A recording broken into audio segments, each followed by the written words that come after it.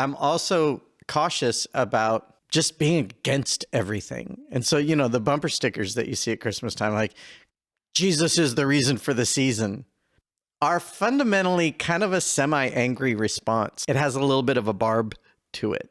And I'm just like, is that communicating something to a lost person that is engaging and redemptive?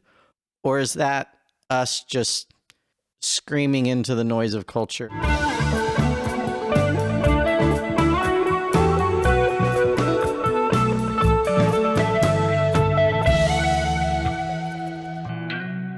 Welcome to another edition of Resisting Pretense. I'm Tom Burks. Ho, ho, ho. Oh, gosh. You had to? I had to. I'm Scott Little. Yeah. And this is our Christmas edition of Resisting Pretense, where we hope that to have honest conversations about a life of faith in modern Christmas culture and and hope that maybe it helps you talk about faith in your everyday life. So, yeah, we're talking about Christmas. It's officially Christmas season, according to Walmart. Well, Christmas season starts in September in Yeah, Walmart? something I don't know. like that. Something I like don't that. And let me just say, Now, wait a minute. I got to tell you. I know I'm your boss. I know, but so I'm going to Walmart yesterday to get some items for dinner. Mm-hmm. And there's this big sign that says Black Friday sale this way. Yeah, it's actually, we're recording this in November, but it's going to be a Christmas episode. Yeah, but it's like 3 weeks. Black Friday's still 3 weeks away. Have we moved Black Friday up and I missed it? I feel like Black Friday has become now a season in and of itself. It doesn't really matter if you I used to and the internet ruined my marriage. And not for the reasons you're thinking. But Black Friday used to be this time when I earned so many husband points, it could carry me through years. It was awesome. All the stupid stuff I did didn't matter because on Black Friday, I would go and my wife would go shopping with a friend and we would wake up at some ridiculous 3 o'clock in the morning kind of hour. And she and her friend would go stand outside the first store they wanted to go to and wait in the ridiculously long line while youth groups were handing out hot chocolate for whatever. And I would go stand with them in that line. And as soon as we got in the store, I would go to the checkout line. And I would stand in the checkout line while they did their shopping. And if I got to the front of the checkout line, I would just say, "Oh, I'm waiting for my wife. Go ahead of me."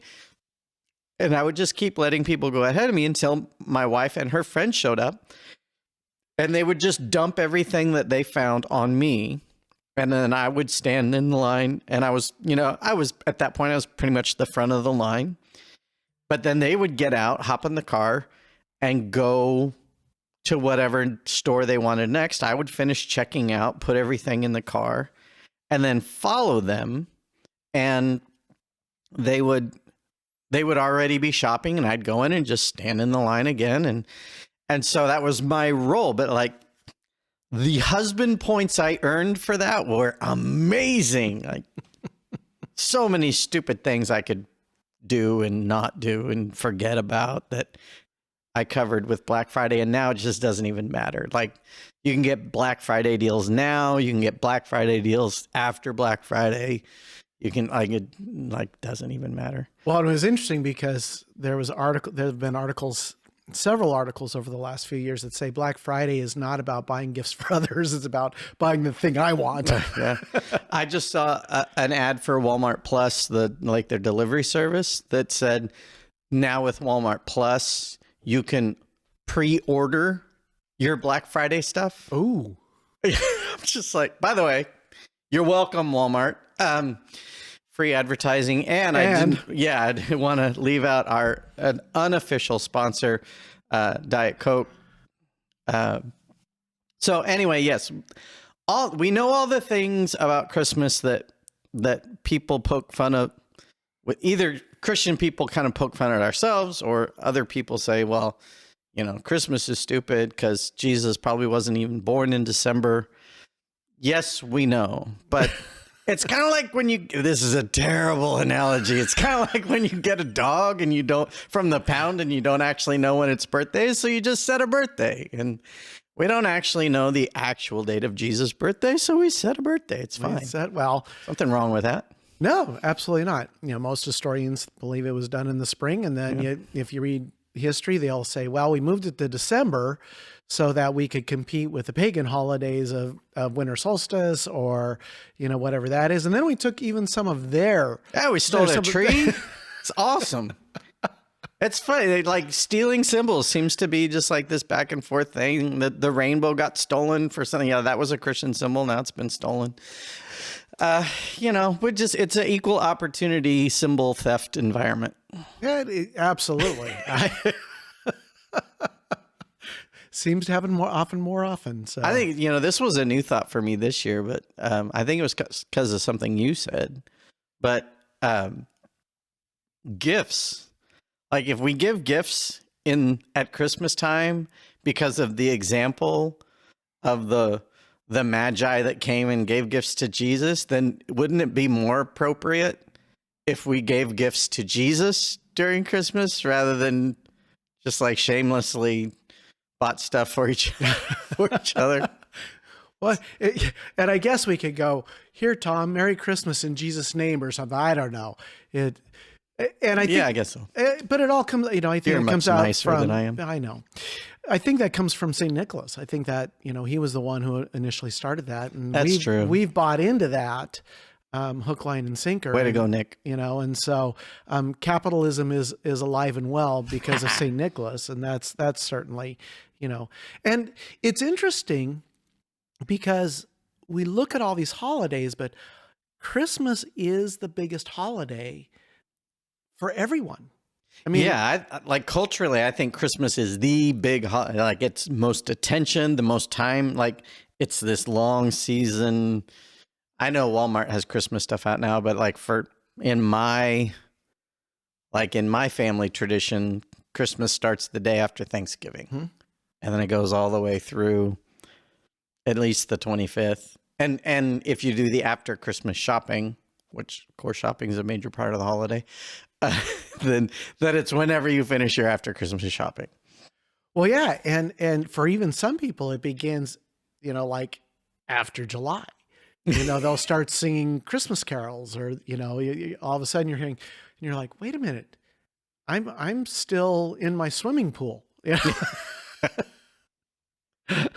So, and it's interesting because relative to Easter is Christmas would be nothing without Easter. Right. Like Christmas is the big holiday for Christians and non-Christians alike. But it's interesting how the message of Easter is the central message of the Christian faith. The holiday of Easter doesn't seem to get the same kind of attention. I have a theory about this. Christmas, everything's positive about, like, Christmas is just the holiday where, hey, God came near, like God cared about you, wanted to show up and share space with, like, it's just a positive message. It's like giving, like, we give gifts. It's like everything's positive. Well, it brought hope. Yeah, there's hope for the world. Yeah. There's like peace on earth, goodwill help to the men. poor. There's everything about Christmas is uplifting and positive. And Easter has, of course, for a Christian person, Easter has an amazing positive result. But it is a celebration of an execution, and then the resulting, like, miraculous result of the grave could not contain him.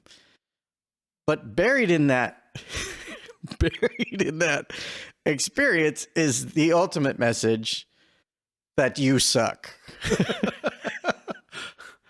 You weren't going to say it, were you? Actually, I was. Oh, okay. Yeah, and God had to die because you suck. And the truth of it is that's the case. I mean, none of us are good enough that our resulting life really is a punishment of death. That's what we've deserved. Wait, what'd you say? Our resulting life is a punishment of death? I don't think I understood what you meant. Without Jesus, no matter who we are, we're facing that punishment. we are facing that punishment of death, and not just a physical death, but a spiritual death, a separation, from God, yeah. And if it weren't for Jesus stepping in and interceding on our behalf, that would be the result. But instead, we have given a new pathway to life because of what Jesus did. Right. And so that life that sucked no longer does so because of Jesus. Scott to say it on the podcast. No, you're so proud of yourself. I am. So, but this is not the Easter edition. This is the Christmas edition of Resisting Pretense. And so I got a question for you. At what point does Christmas start for you personally? For me, it always starts the day after Thanksgiving. Now, I've never been a Black Friday fan, but that's because I'm not a fan of crowds. Gotcha. I find, and it's interesting because I love the Christmas music. I love Christmas decorations, but going to a mall with all the people and the decorations is overstimulating. And so I would just call it annoying, but yes. And my wife, and she's not a big shopper either, but if we go shopping, she's going to look at every aisle. Oh, really? And check things out. And I'm like, she doesn't understand mission shopping, huh? No. That's too bad. I'll pray for you. I am the hunter. I'm going to go find what I need. I'm going to kill it and I'm going to bring it home. I don't care what else is happening in the forest. That's right. And so look, a flower. Yeah. But I love the decorating of the house. I love putting up the tree. I love the Christmas decorations. I love when our small group gets together and has our Christmas party. And so all of that is very festive to me, but it doesn't begin. It drives me crazy when we haven't hit Thanksgiving and we're already singing Christmas carols, because Christmas begins the day after Thanksgiving, not before Thanksgiving. At least the season for me does. Yeah, and I'm pretty much the same. Like that's been my family tradition. You don't start playing Christmas music until Thanksgiving's over. You don't start decorating until the weekend after Thanksgiving is when we typically put up our tree, start putting out decoration, all that kind of stuff. All happens that weekend after Thanksgiving is our big Christmas holiday start. Now, if you're willing to share, oh no, you got to tell our audience about your tree. All right, fine. So we have an unusual tree, and it was kind of it wasn't a statement. Many people thought maybe it was a statement. We have an upside down Christmas tree, and that does not mean it hangs from the ceiling, but it's on a stand, but it's inverted. So the skinny part is at the bottom, and then the fat part is at the top. And it's a big tree. It's like a 7 or 8 foot tree. I mean, it's not huge, but it's a good sized tree.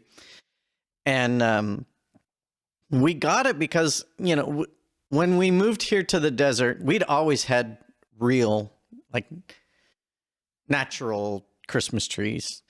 Growing up in the Pacific Northwest, where there's forests everywhere, and they were easy to get and they were inexpensive. And when we moved down here to the desert, by the time the trees get here, they're pretty dried out anyway. And I don't know, we weren't thrilled with the options that we had. So we transitioned to using an artificial tree when we moved here. And it killed my wife's heart just a little bit. But we do. And so our first artificial tree finally gave up the ghost, and we were searching online for just the right, and it's got to be just the right tree. Like, we're super picky about Christmas trees, and we both have different likes, so we have to find the one that's like right in between us that we can both like, and because her trees are stupid and mine are cool. Stacy, I'm sorry. Yeah. She doesn't listen. What are you talking about? Neither does my wife. Yeah. So we're flipping through pages and pages and pages online, and we ran across this tree that was upside down, and I'd never seen anything like it before. I was like, oh, that's kind of neat. And apparently they started this for like apartments where your floor space is limited, because then, the bulk of the tree is up high and it can fit a little better in a smaller space. And I was like, oh, that's funny. And she's like, yeah, that's funny. And then we're flipping through pages and pages and pages, and we're not finding really what we want. And I'm like, well, what do you think? I think she asked it, and I was like, actually, I kind of like the upside down one. She's like, me too. So we bought it, and we've used it for years ever since. And it's hilarious. People, like, some people like, what are you trying to say? Like, nothing. It's upside down. We like the way the ornaments hang off, because instead of hanging and hitting the branch below, they just hang free. Right. And so, because we got a gazillion ornaments, because my wife's a Christmas fanatic. And so yeah. But don't cool. you find it interesting that if you do something different for the holiday? Oh, people all automatically think you're like, well, yeah, it's a protest of some kind. It's it has to be. It can't just be, well, we just decided to change, or we just decided to do, whatever it was. And I think about like when Starbucks did something with their cups, and the Christian community lost their minds. Yeah, not everything is a crusade, folks. All right. And well, but you've had to deal with this even in your writing. In my writing? What do you mean? Well, like when you take notes and stuff and people see your notes, Okay, so we're titling this episode, assuming our producer agrees, Taking the Christ Out of Christmas. Because when I was in college, I was getting a Bible degree, and some of the words you would write very often were words like Christ or Jesus, God, Christian, Christianity, all these typical spiritual words frequently came up in writing. And this is, pre-laptop days. This is when you're handwriting notes in class while a professor is lecturing.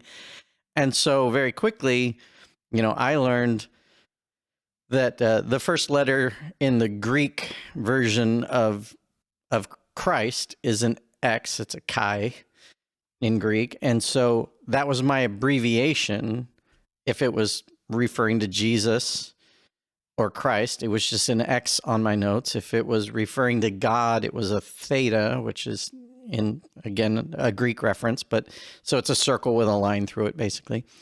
And if I was writing like Christian or Christianity, it was an X, I-A-N, is Christian, Christian.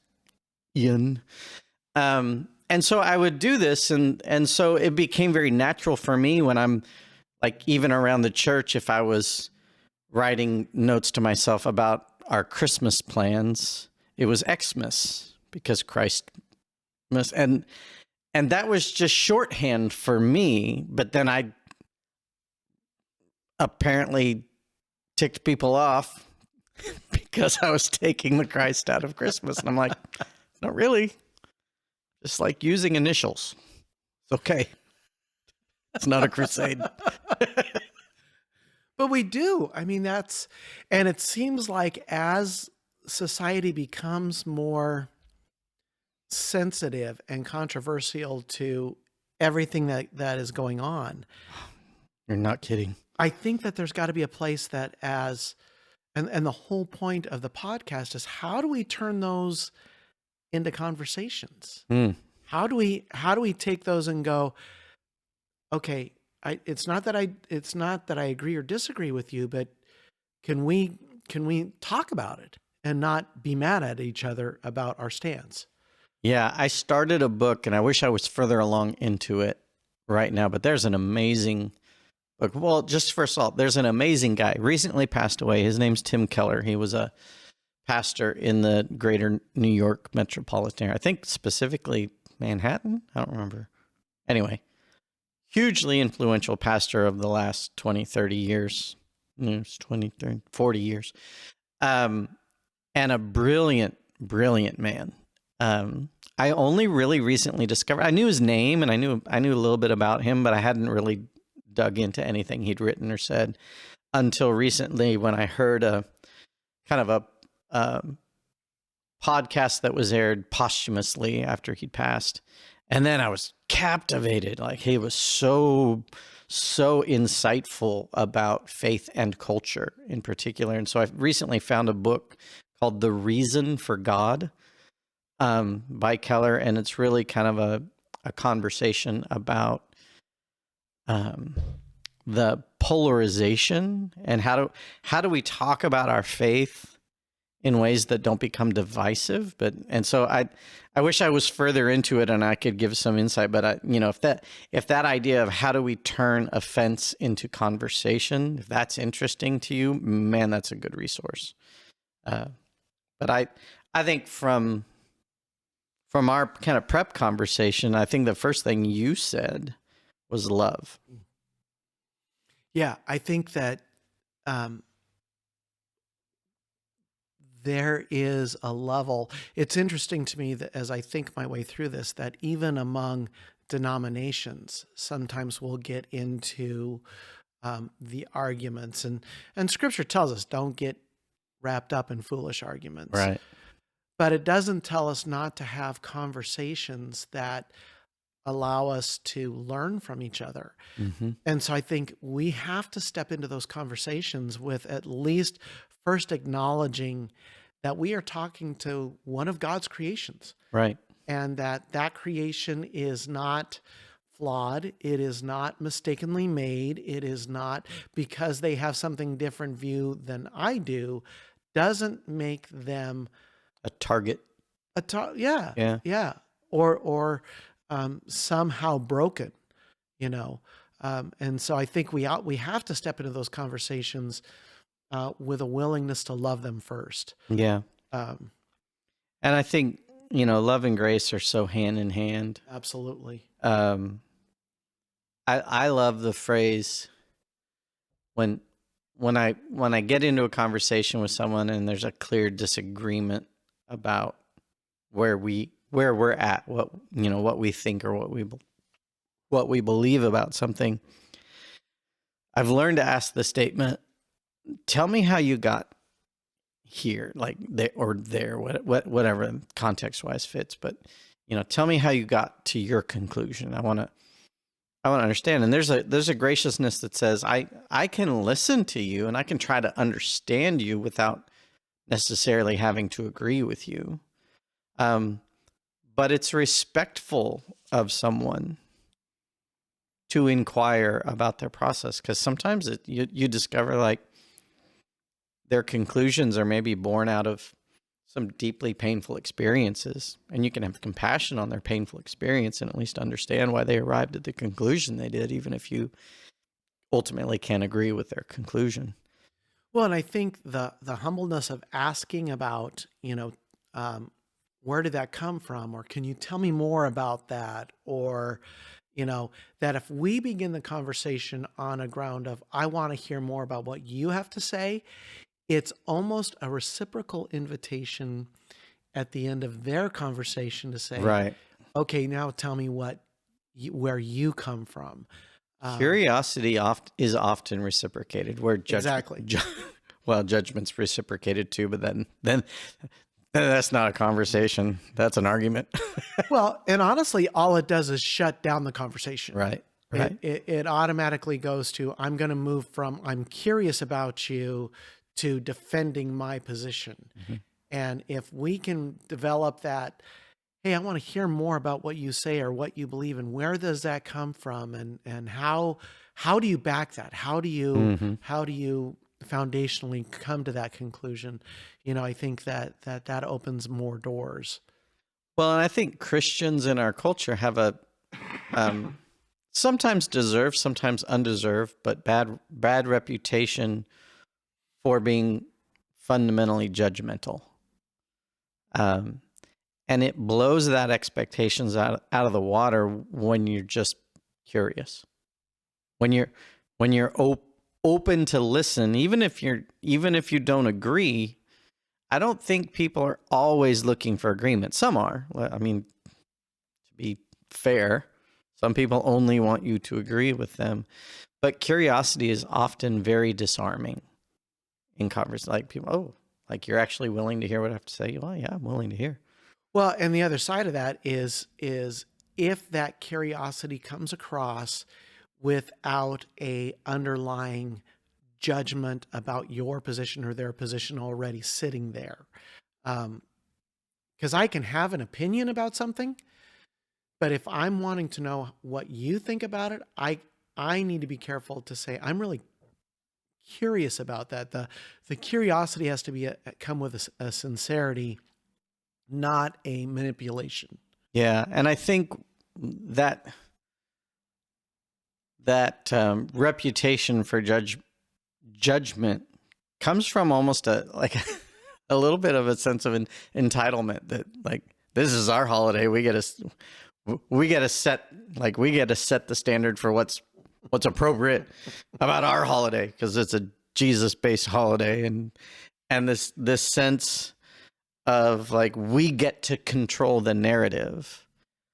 And when we're insistent on controlling the narrative, all we're saying is there's no room for conversation, which is unfortunately we generally don't like entitlement in others. I don't think it's any better looking on us when we're trying to say Christmas has to be a certain way for everyone, even if you don't believe in Jesus. You can't change. You can't say Happy Holidays. Well, that was where I was going to go. I was going to ask you. So because oftentimes you go through the store, and obviously you used to stand in lines. Now you just have it delivered to your car. Well, that's right. Or to your house. In your case, you just type it up and it goes off. But if somebody says Happy Holidays to you, how do you respond? Do you respond back with Happy Holidays? Do you say, "Oh, thank you, Merry Christmas," or do you just say Merry Christmas? Or I don't know. Probably, I don't know. Like I'm not like maybe I'm not that self-aware, but probably I would say thank you and then return however they said it. Happy Holidays to you. You know, I just like because in part, but I think. Did you have an experience where somebody was like super insistent, or were we just talking about that generically? We were just talking about it generically. Okay, because there are those people like you say Happy Holidays to them, and they almost look at you like with an angry face, and they're like, "Merry Christmas," like it's like the Southern version of "God bless you." Yeah, bless your heart. Yeah, like it's like this. It's this weird version of saying something positive with a very negative connotation. Merry Christmas. I'm correcting you in my Merry Christmas way. So weird. Or if you're in the UK, it's Happy Christmas. They don't say Merry Christmas there, which I learned from Harry Potter.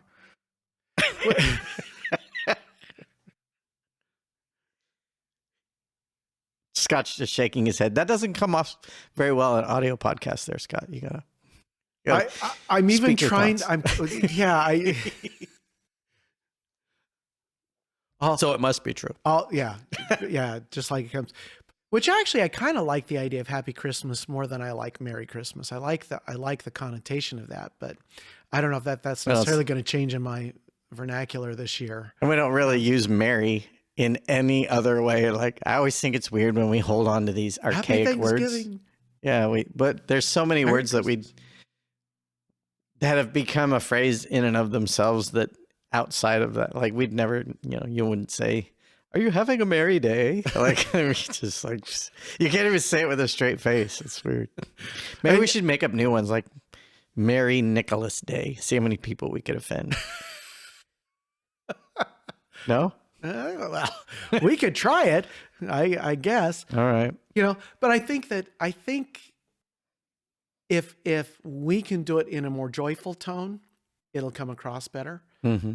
And then if there's an opportunity for us to ask the question, why do you say happy holidays versus Merry Christmas? Now, my guess is, and this is pure speculation, if you're talking to a cashier or somebody working in the store, that is directed by the corporation. That they are saying, this is what we want you to say because we don't want you to be offensive. It's not that they don't want to say Merry Christmas. It's not that it is offensive to them. And they're fine with either one, meaning because they'd like to keep their job. So they say Happy Holidays because of the public profile of the company. That makes sense. I was just thinking about myself and realizing that I might say either one based on which one I've said the most lately because I get tired of saying the same thing all the time. So if I was just like, hey, Merry Christmas, Happy Holidays, Merry Christmas, Happy Holidays, because I could just get tired of saying the same thing. It always feels, it feels rote to me. So I think I would use them interchangeably, and at the risk of offending people. Well, and I Merry Nicholas Day. Well, but I like that. Happy Nicholas Day. We refer back to it because we're not offended by it. Because we know what the holiday represents. Mm-hmm.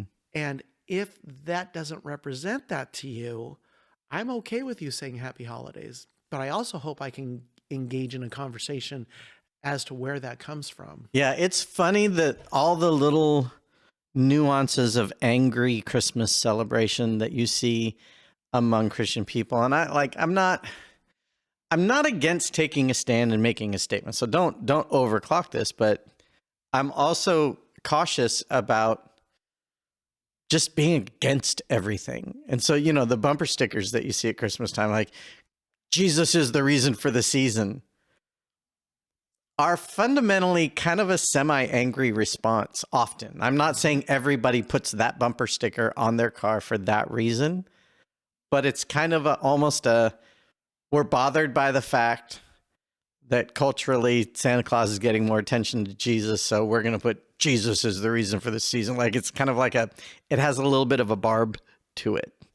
And so does like the little window sticker of Santa Claus kneeling at the cross. Right. And I'm just like, is that communicating something to a lost person that is engaging and redemptive? Or is that us just screaming into the noise of culture in a way that's like, is that for our benefit to feel like we feel good about making a stand? Or is that helping someone think about Jesus's role in this holiday? And I think we have to come to grips with that. Like if we just keep coming off as entitled, angry people trying to wrest control of this holiday, I'm not sure that's the message of God was gracious enough to come to take on our form and come and share our space with us. Like there's a graciousness and a humility in what God did that I think we need to follow. And sadly, as you were talking, I was thinking about historically for me that when that first came out, that Jesus is the reason for the season, I thought that's a nice thought. That's it is fundamentally true. Yeah. And it was like, okay, yeah, that's a great reminder. Didn't mind it. But as that has progressed, it has become more of a protest slogan. Been a reaction more than and so it's taken away that, for me, it's taken away that now that I hear that, it has a negative experience for me than in the beginning when it had a positive experience. I just think when we're trying to communicate something to our culture about our faith, we ought to think through, does this well represent is this the way that would draw people to Jesus? Right. Because that's our only role in this culture. It's not to correct them. That's Jesus and his Holy Spirit's job and the scripture that he gave us. Our job is not to correct our culture. It is to introduce it to Jesus. It's interesting because this just crossed my mind, and this is not something we put in our notes, but Might have to cut this part out. we get so offensive about the things we say. But when you drive up and down someone's street, do we get offended because they have a blow up Santa Claus or have lights but don't have a nativity scene? Or it's almost this weird Kind of double standard. Yeah. Yeah. It's like, oh, it's okay. You know, and to me, it's like, I'm just glad they're decorating. Yeah. They're getting caught up in the joy of the joy of the season. Yeah. And for many people, that might be the one time that they go to church. It might be the one time they hear something that changes their faith. And if me saying to them, Merry Christmas, or Jesus is the reason for the season, if that causes them to say, why would I go there if that's the way they treat me? Mm-hmm. I think we've got to be really careful about, we want you to come and join in our celebration without judgment, without expectation. Just come hear a story. And again, I'm not saying those messages are never relevant. I just think we got to think about how and when we deliver those messages. If I'm in a conversation with someone and I'm saying, what does Christmas mean to you? And they turn around and say, well, what does Christmas mean to you? And then I'm going to tell them it's absolutely the birth of Jesus. It's the initiation of the most important thing in my life. Like that event started a chain of events that became the center point of my life. Right. Yeah. And so, it is the reason. I never want to say that in an angry way that would push someone from wanting to hear about Jesus. So, there's a part of this whole conversation about Christmas that I think is interesting. It's always weird that we only listen to Christmas music at Christmas time. From a like a faith point of view, I'm not talking about like in your home kind of stuff, although it could be. But we sing songs about Jesus dying on the cross at any point in the year. Like it's almost hard to go to a church service in an evangelical church and not hear some reference to Jesus' blood or his dying on the cross or his resurrection. Like the Easter theme is constant all year long.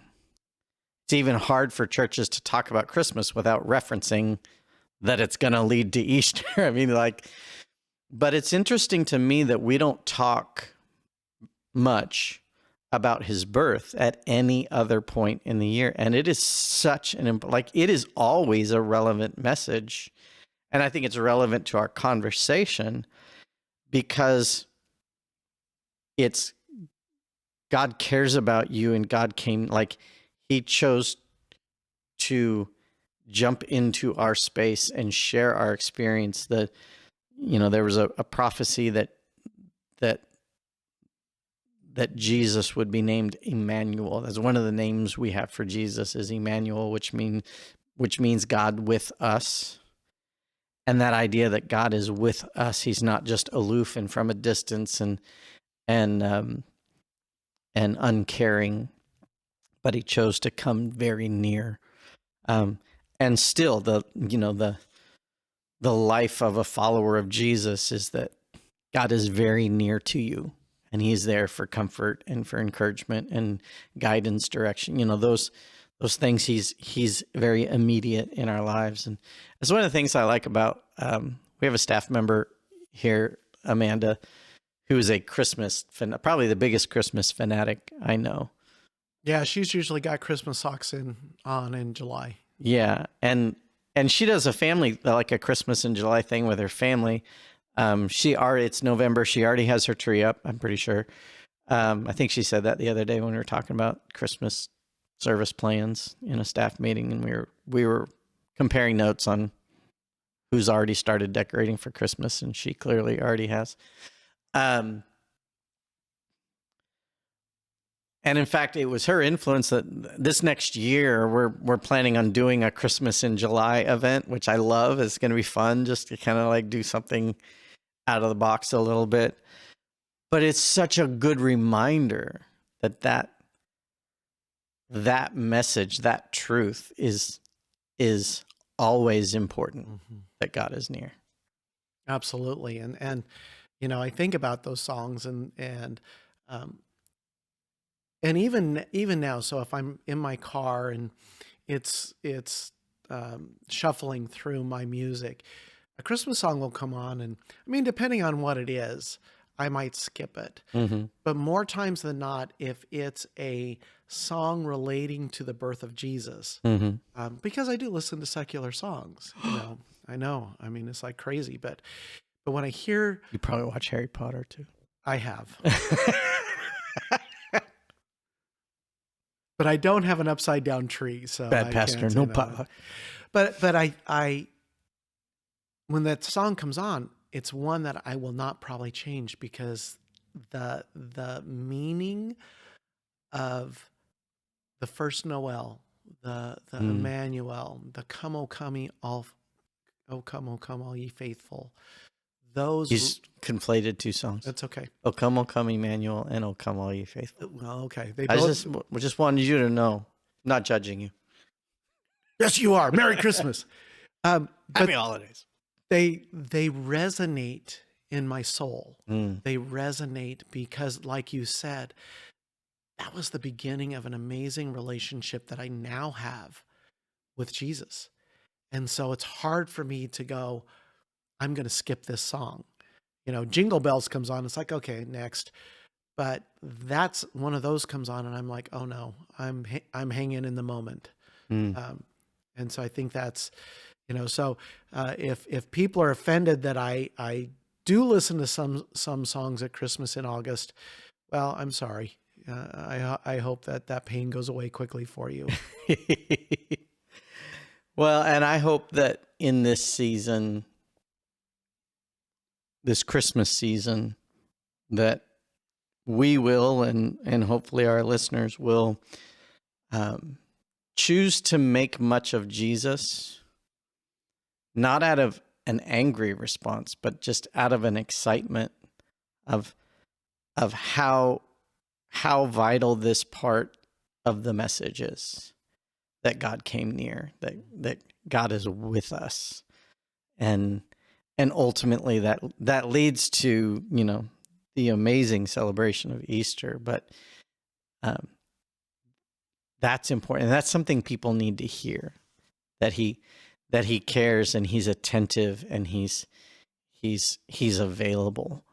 And I think that's something we have to offer that comes with a different tone than the kind of the angry debate about trying to wrest control of the holiday and out of our sense of entitlement. Right. Yeah. So I would say, if I think we are where I think we are, I would say to all of you, Happy Nicholas Day and a very Merry Christmas, and may you have a great season with your family and friends. Amen to that.